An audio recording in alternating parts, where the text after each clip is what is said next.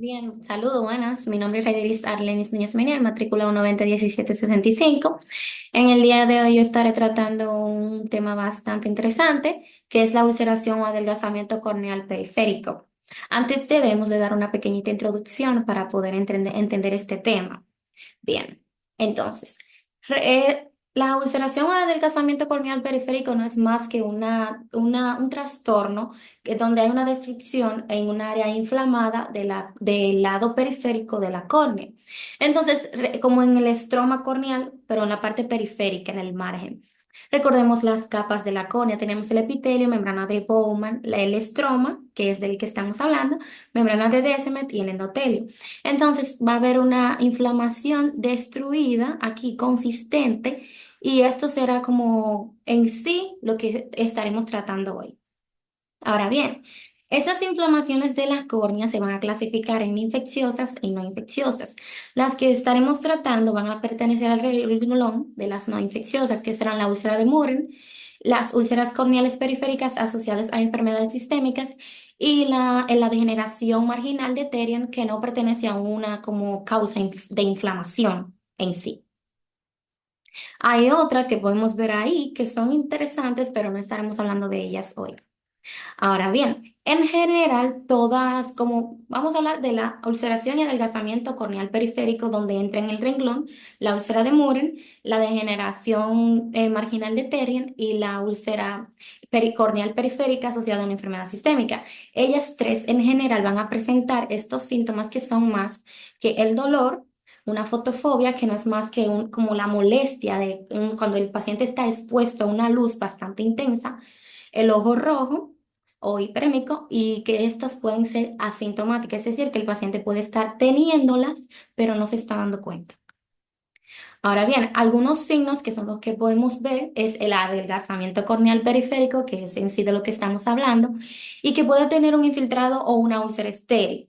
Esto ya para nosotros darnos cuenta, bueno, ya por ejemplo los oftalmólogos van a utilizar una hendidura de haz estrecho para ellos evaluarlo más de cerca.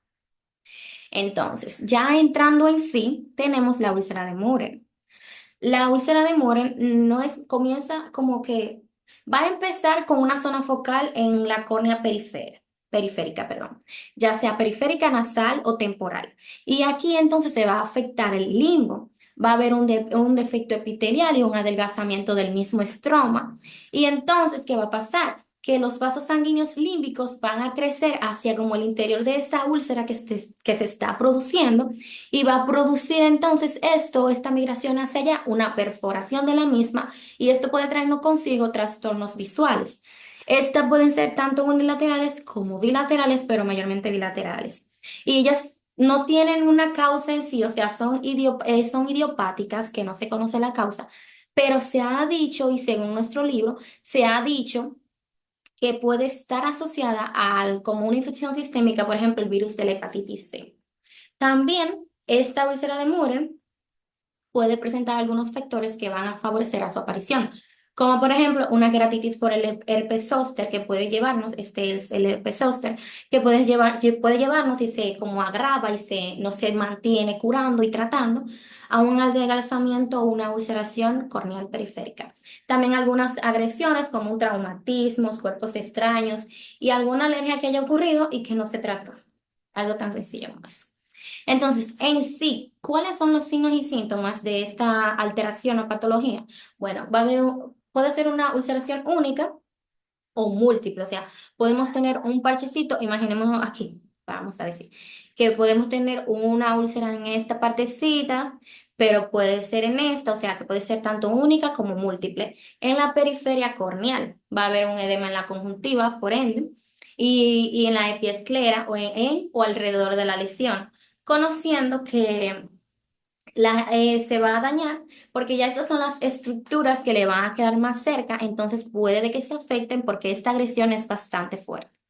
El paciente, como es una úlcera, de por sí va a tener un dolor intenso, mencionando de nuevo la fotofobia y también el lagrimeo que puede acompañarse.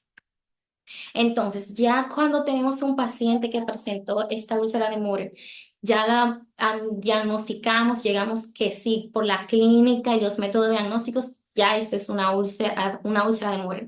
¿Cómo vamos a tratarlo? Bueno, podemos utilizar en este sentido o algunos corticoides tópicos, como por ejemplo aquí, que tiene besametasona y gentamicina, el Oftagen, y podemos utilizar también las ciclosporinas tópicas al 0,5% o al 2%, como por ejemplo la ciclocel. Hay algunos inmunosupresores complejos como corticosteroides orales, metotrexato, ciclofosfamina y ciclosporina. Ahora bien, continuamos con el siguiente tema que engloban estas características, estas enfermedades, que es la degeneración marginal de Therian. Esta, como estuve mencionando al principio, suelen ser asintomáticas. Estas son asintomáticas y por lo general son bilaterales, típicamente en la parte superior y esas son más frecuentes en los hombres. Puede que le den las mujeres, pero son más frecuentes en los hombres. Y aquí la cámara anterior no se va a afectar, esta va a permanecer intacta y el ojo puede de que esté, el ojo no va a estar hiperémico como podíamos ver anteriormente, de que si tenemos una afectación al ojo, de por sí vamos a pensar que se pondrá rojo, pero aquí no vamos a tener el ojo rojo. Y entonces aquí van a aparecer unas pequeñas líneas amarillas que son los lípidos acumulados que también son característicos de esta degeneración marginal de Therian. Hay cambios en la refracción que el paciente va a presentar y un astigmatismo irregular e inverso. Ahora bien, aquí podemos ver en estas imágenes, por ejemplo, ambos ojos se observan con una opacidad marginal y hay depósitos lipódeos, como podemos ver en estas partes, y el adelgazamiento, como pueden ver aquí.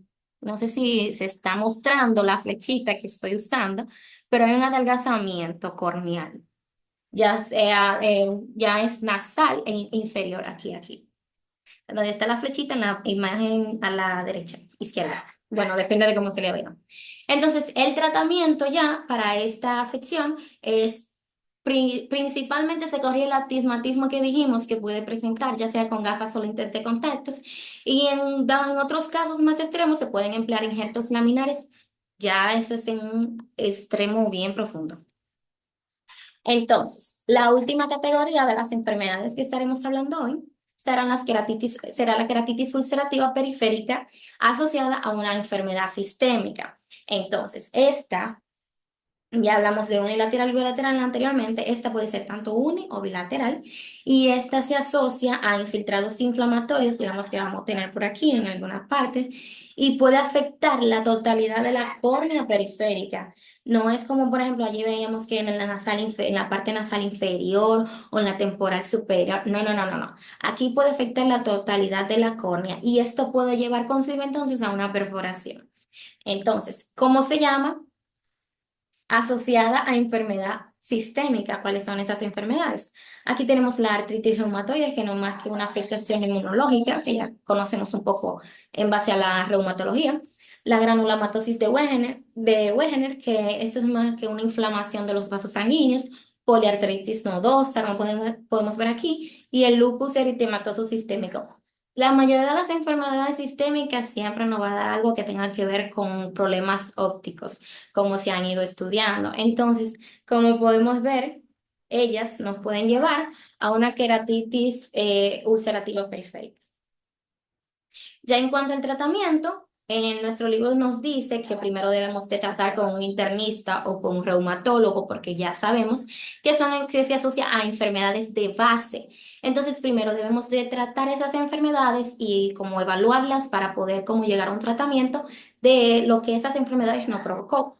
Ya podríamos, por ejemplo, emplear una eritromicina en pomada, podríamos también emplear el ciclopentolato, ya eso sí hay una reacción de la cámara anterior, si hay un dolor, y ya de forma vía oral podemos utilizar la doxiciclina.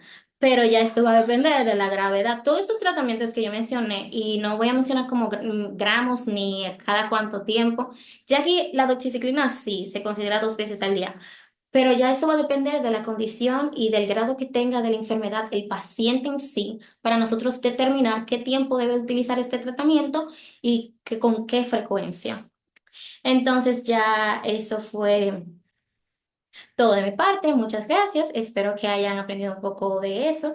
Si quieren buscar más información o nutrirse mejor y le quedó algo en duda o en conclusión, pueden irse a los libros, a Anatomía de Grey, el manual de oftalmología en atención primaria y todos esos libros que podemos encontrar algunas informaciones relevantes con el tema. Muchísimas gracias.